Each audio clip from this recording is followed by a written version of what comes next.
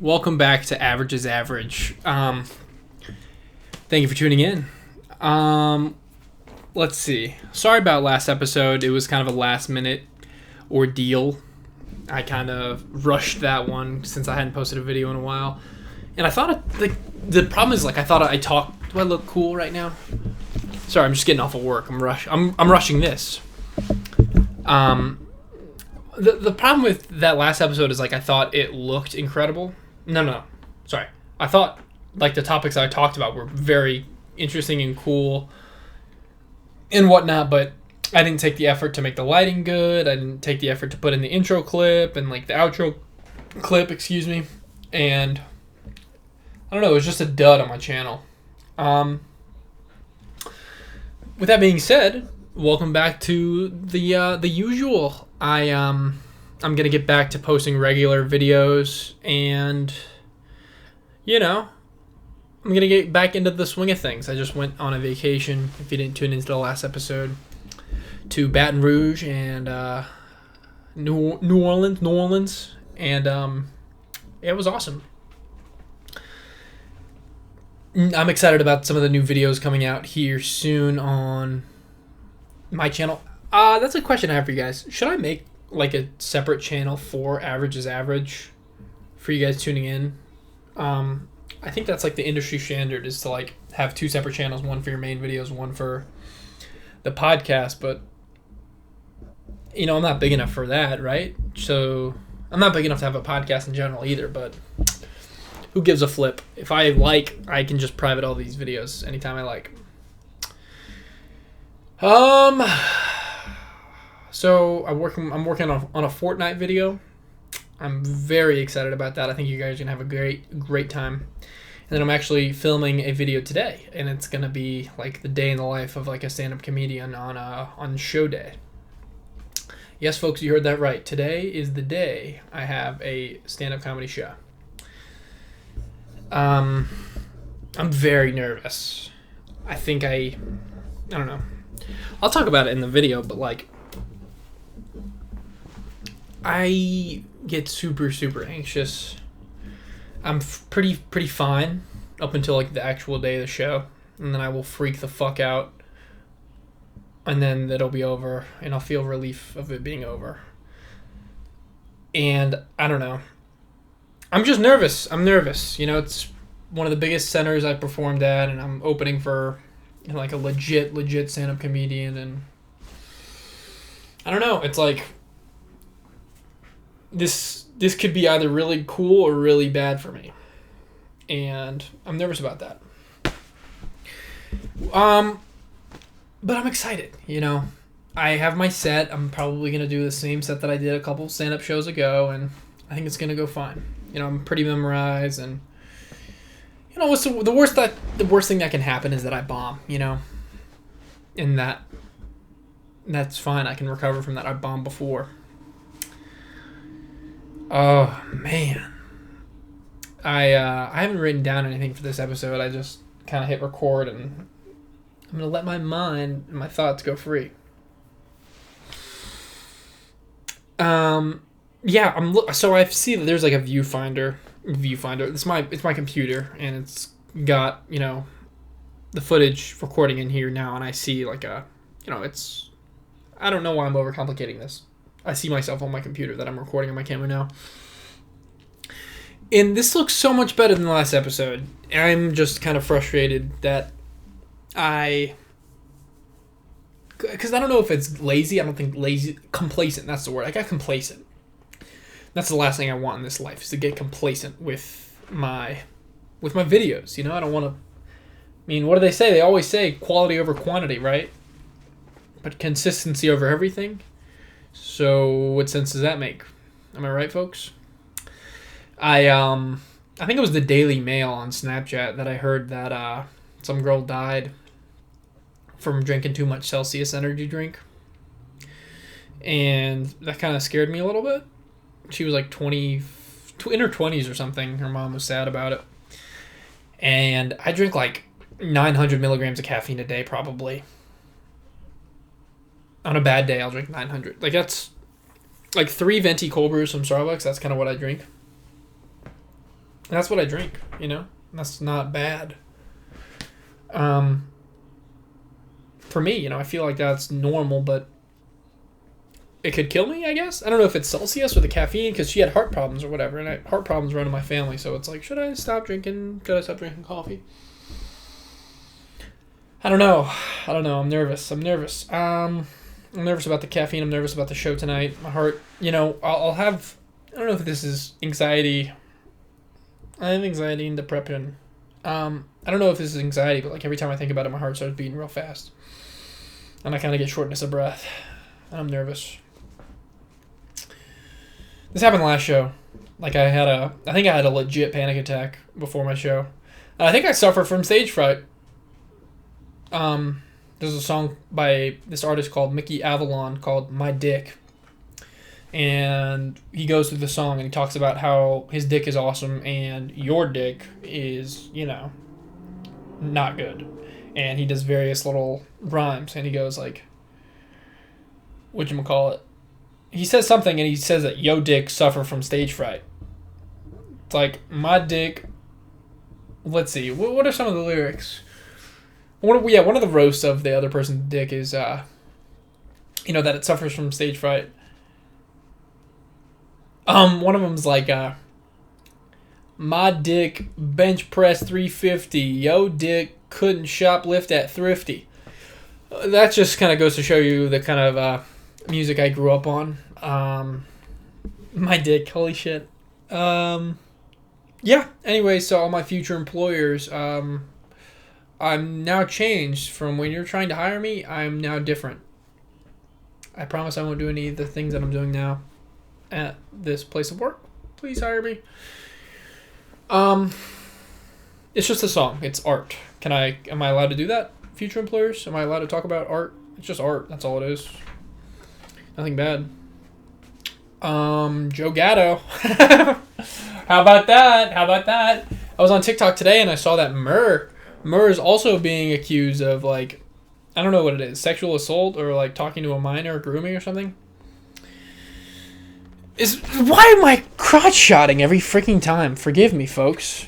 Can you see it still? No, not bad. Yeah, Murr. Why? Dude, I grew up on Impractical Jokers. I grew up on a lot of... I'd say I grew up on, like, everything.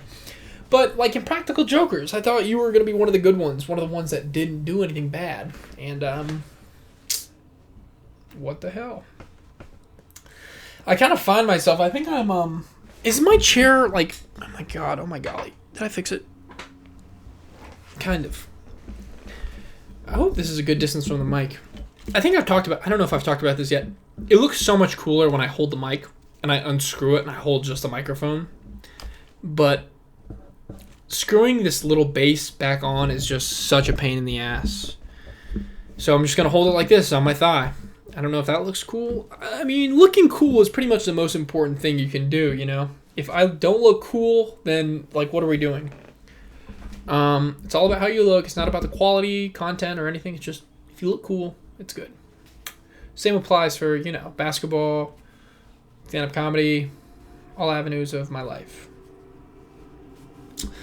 Basketball. Speaking of basketball, I am joining a men's league team. And we're going to see how that goes. My boy Avery. Shout out to Avery. He's, you know, very creative and awesome. He's like a photographer, does videography stuff. He's very awesome, and sorry, my monotone. Shut up, boy. Have some, you know, heterogeneity. Is that right? Different? I don't know if that's right. Adam Ragusia says that. He's one of my favorite YouTubers. Shout out Adam Ragusia. Whatchamacallit. I've been saying whatchamacallit a lot lately. It's bad. It's like a... I don't know, it's a filler word, but I think I like it better than so I'm going to stick with whatchamacallit. May. Is it May? It's March. May 31st. That is my first stand-up comedy show. May 31st. I'm coming up on 1 year. Can't really say I just started stand-up comedy. That's kind of my excuse if I'm doing poorly. Back to men's basketball. I'm joining a men's league. And, I don't know, basketball... Sorry, do you hear my stomach growl? Basketball's kind of been something I've been yearning for a while, just playing on a team. And I don't know. I think it's like my caveman, my Neanderthal side of my brain kind of wants to, beat up on other people and, win games. It's kind of a primal thing. And I'm excited to get back into it, There's a bunch of leagues, so it's like D League, C League, B League, and A League, and we're playing in the B League, which is like the second best. So I don't know how stiff the competition is going to be. Like, I played against some hoopers who play in the A League, and they're, a lot better than me, but I don't know the drop-off between A and B. I'm hoping I'm going to be good. I'm hoping that I'm going to be like that. I'm hoping I'm going to be dropping at least 10 points a game and like 3 assists. I need to strive for more rebounds. That's my problem, is like I realize that basketball is a contact sport and I don't play it like that. I'm kind of a... This is going to sound so annoying. No, I don't. I don't even know how I would base my game on. I'm very much a... Like, I love it when I have the ball in my hands. I love getting the ball in the wing and ripping through, just a shimmy jab all the way to the rack. I'm going to use a bunch of buzzwords for all my fellow basketball players. All my non-basketball players won't really understand what I'm talking about. But, I mean, I'm an iso ball player. I like playmaking, but I kind of struggle off ball a little bit. Defensively, I'm not a liability. I'm a good shot blocker, a good rim protector, but my perimeter defense could use some work. I've been watching some of the Slushy Noobs Patreon. I'm on that. I'm on the Out of Character Patreon as well. Just, I love watching those videos. And I messaged, like... Dude, I've been a fan of, like, 4 Freak Show, if you guys know what that is, for a very long time. And, I don't know, I thought it was just so... It doesn't feel like a big deal, but, like... I don't know. I think what they did was kind of revolutionary, and, like... I don't know, their humor, their comedy, their nicheness, their... I don't know, they I don't know if they know how smart they played it. I think they probably do, because they're all very smart. But, like, the comedy was so, like... It felt like everything was an inside joke, and everybody was in on it, and it just made everybody feel so fucking special. And that's why it was so addicting, and everybody just ate it up, me included. Like, if you were around for 4 Freak Show, you can vouch, and it was just like, I don't know, not like parasocial relationship, but like, I don't know. It felt so much more personal than like a YouTube video, and it was like, you were a part of the inside joke. I don't know. It was just so funny. And like, I've been a fan of Chase Rutherford for, years. He was my favorite member of the 4 Freak Show, as he probably was everybody's. And I've been like DMing him on Instagram. Like, I look back at our DMs. It was just me DMing him, by the way. And it was just like, silly, embarrassing fan behavior type shit. It was in 2020. I was 16 years old, I think. Yeah, I was 16, just DMing the shit out of him, being like, I love you, I love your videos, please DM me back, whatever. And recently I DM'd him again. I kind of looked back at our previous DMs, I was like, Jesus Christ, whatever. And then I was like, I don't know, he did a little documentary for the Slushy Noobs, and I was like, you did a great job, and I wanted to say thank you. And he DM'd me back, and he was like, thank you so much. And I asked him for his like skincare routine, and he told me, and I was like, that was so nice. So, basically, yeah, I'm like pretty much best friends with Chase Rutherford now. It's not a big deal. And I also tagged him in someone doing a Michael Jackson impersonation, and I tagged him and I said it looked like him, and he liked my comment on TikTok. So basically, he is best friends with me on Instagram and best friends with me on TikTok. I'm pretty much in the friend group. It's not a big deal. That's parasocial relationship, and that's not healthy. But yeah, I'm filming a day in the life of a stand-up comedian right now, and I hope it turns out good. I think it's just going to be majority of me freaking the fuck out. It's going to be like a 10-minute video. 9 minutes is going to be me being like, I'm nervous for the show. And I'm going to try to make it good. I'm going to try to figure it out and make it funny. But that's truly what my routine is before the show. Maybe I'll have a little bit of caffeine before the show as well, just to kind of get me, like, rocking and rolling, feeling good. I rely on caffeine pretty heavily. I drink a lot of caffeine, as I previously stated. And it sucks because I started drinking coffee, I think, junior year of high school. And it would be like my mom's Keurig. And it would be like a cup of coffee with a lot of cream, no sugar. And the only reason I started drinking coffee was because I don't know, I love the routine. I love the flavor of the coffee. And it was just so, I don't know, it was like ritualistic. It's a good word. And I don't know, over time it became like less about the flavor of the coffee and more about, I think I developed an addiction, obviously. Like I'm addicted to coffee, and it's been something I'm relying on. I don't know what the word is for it. Something that it's I'm relying on it. I will get withdrawals, caffeine dependent. That's what I am now, and I'll get withdrawals. If I don't drink caffeine within if I wake up at 7, if I don't drink caffeine, I'll have a piercing headache at noon, and it won't go away. Pound water, do whatever, it doesn't matter. It's terrible. I'm very, very addicted to caffeine, and it's not good, man. Because I don't know. I'm worried. Well, what if zombie apocalypse happens, or the end of the world happens, or nuclear bombs go off and I'm in a bunker, and it's I used to be on SSRIs. And I was on Prozac for a while, and it didn't really do anything. My philosophy... Oh, sorry, my viewfinder. Is that sharing too much? Sorry, TMI, I was on Prozac for a while. And I think it's a brain thing, so it doesn't really matter how much body weight I have, right?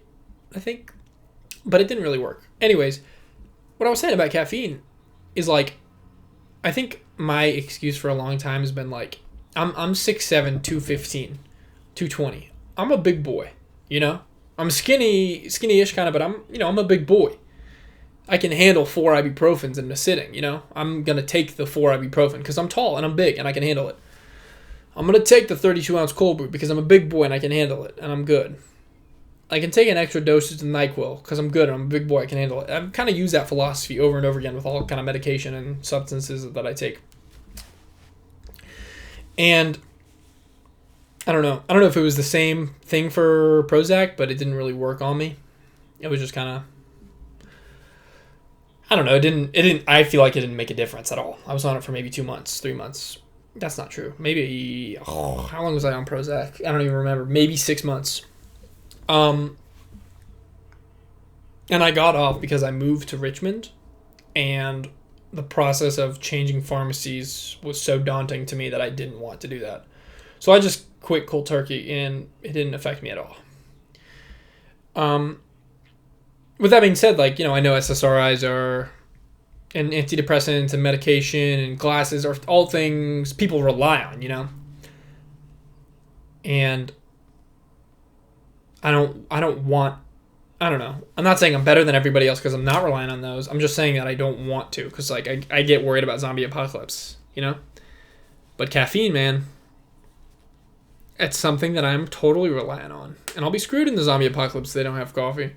It sucks. Every day, because I work at Starbucks 5 days a week. So 5 days a week, I'm pretty much covered.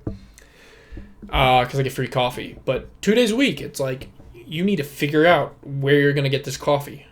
You're on a timer.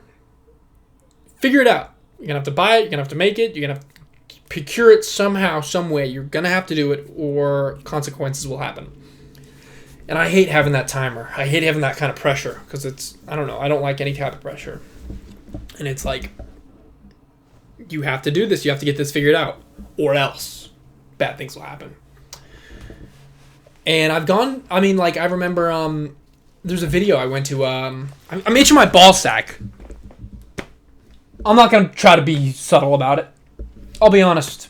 I was itching my ball sack. I realized I was trying to be subtle with it, and I'm on camera. And my crotch is clearly in the shot. You guys can all see. So I don't really know what I'm trying to do here. So forgive that crotch scratch. You know what? This is what, I'm scratching. I'm scratching it. Just live with it, okay? Don't look at it anymore. Anyways, I went to a whatchamacallit? Trip. I went to a trip. I'm touching my face with the hand that I scratched my balls with. Just fucking mind your business, all right? I went on a trip to Las Vegas and Utah, Nevada, Arizona a little bit. It was like a week-long trip. We were camping during a lot of it. And I remember we were at the grocery store.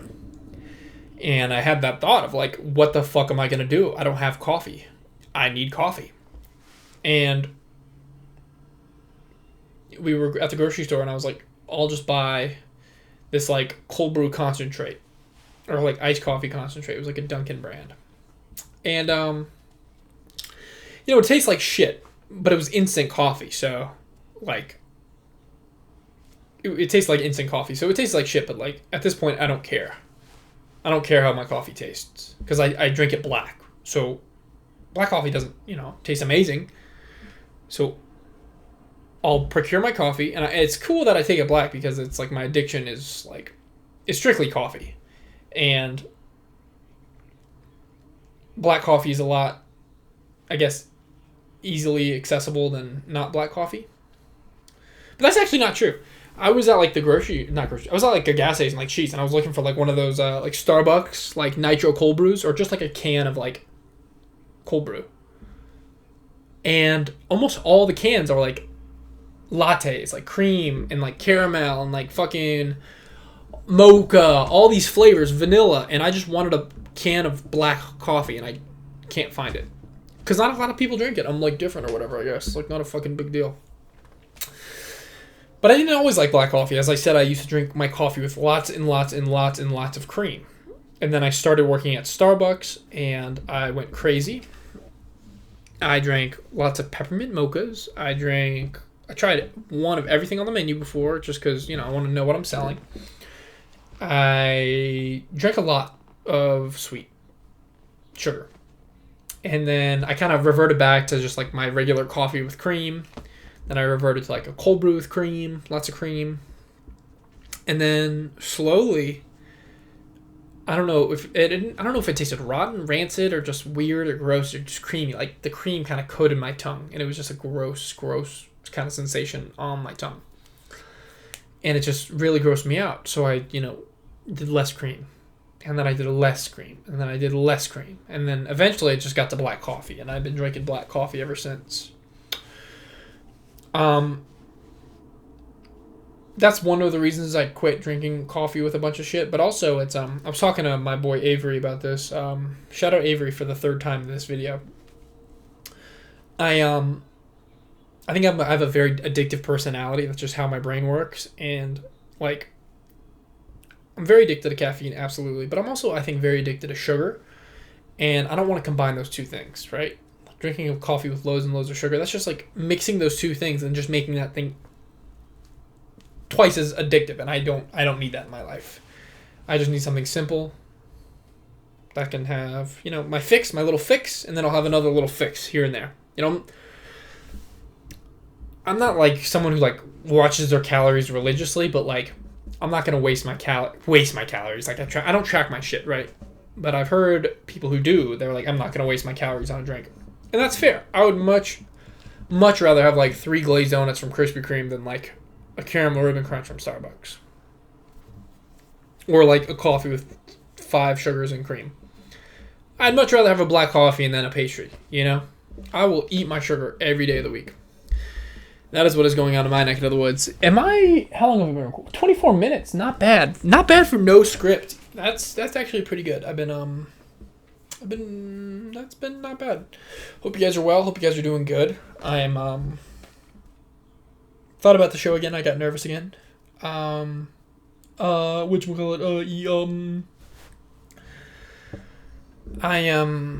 just excited to get it over with, to be honest. I'm excited to just go to... Worst part is, the show's at 7:30 tonight. The host is going to do a bit. They're going to open for like 5 minutes, whatever, 10 minutes. And then I'm going to do like 7, 8, 9 minutes. and then there's another group that's going to go, and then the headliner is going to go for 45 minutes. I'll probably be done at 9, get home at 9:30. I have work tomorrow at 5 in the morning, guys.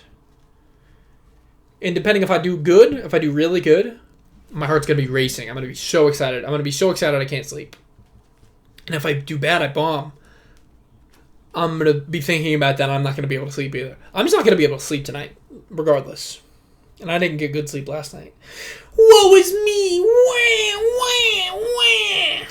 I'm watching Severance with Adam Scott. He's a phenomenal actor. I loved him in Step Brothers. The Catalina fucking wine mixer. I haven't had a carb since 2004. What are some other quotes that he has? Yeah, I'm Derek and I can sing high like this. And I can sing high. I love Step Brothers. That's such a good movie.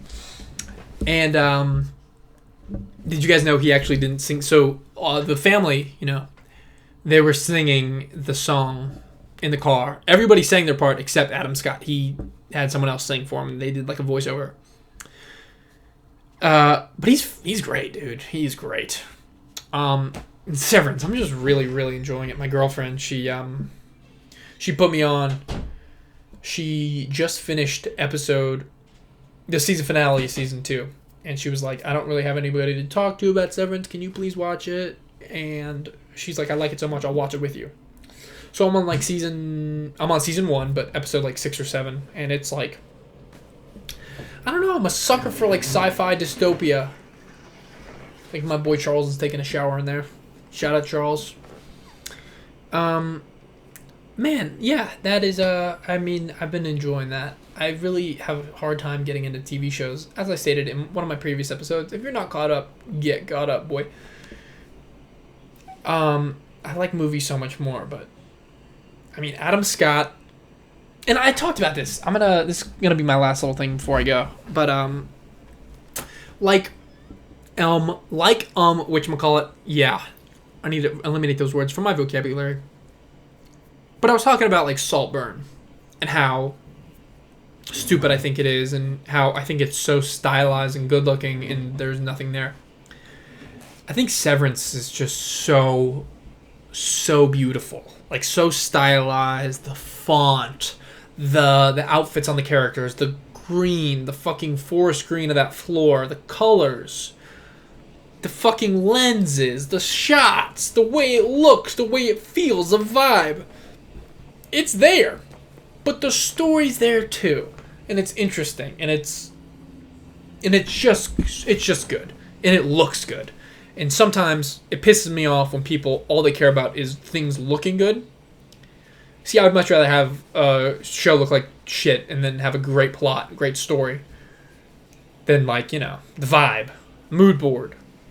But Severance has got the mood board covered and they got the story down, and I'm just I don't know. You can tell I'm a fan if I look up on Google that thing T-shirt. I looked up Batman T-shirt because I'm a fan of Batman. I looked up Severance T-shirt because I don't know, man. I love T-shirts. I love supporting whatever. Support small businesses like Apple. Get the fuck out of here. Sorry. I don't know. I like showing people what I like, and if I get a T-shirt or something, that means I really like it. And usually, sometimes I get a little manic and I spend my money like it's coming out of my metaphorical wiener. That's a Joe Gatto quote. Fuck. Well, we're going to end it on that note. Joe Gatto, rest in peace. Rest in peace, Uncle Phil. Dr. Phil? Is that the J. Cole lyric? Rest in peace, Dr. Phil. Catch Me Outside. How about that? We're talking about Bad Baby. We're talking about the girl she's beefing with. Shout out Bad Baby. Shout out the girl she's beefing with. What an ending. What an eventful ending. Thank you guys so much for watching. Hope you enjoy this podcast. Leave a like if you enjoyed it. Leave a comment if you have an idea. Who's calling me? Listen, I gotta go. Bye.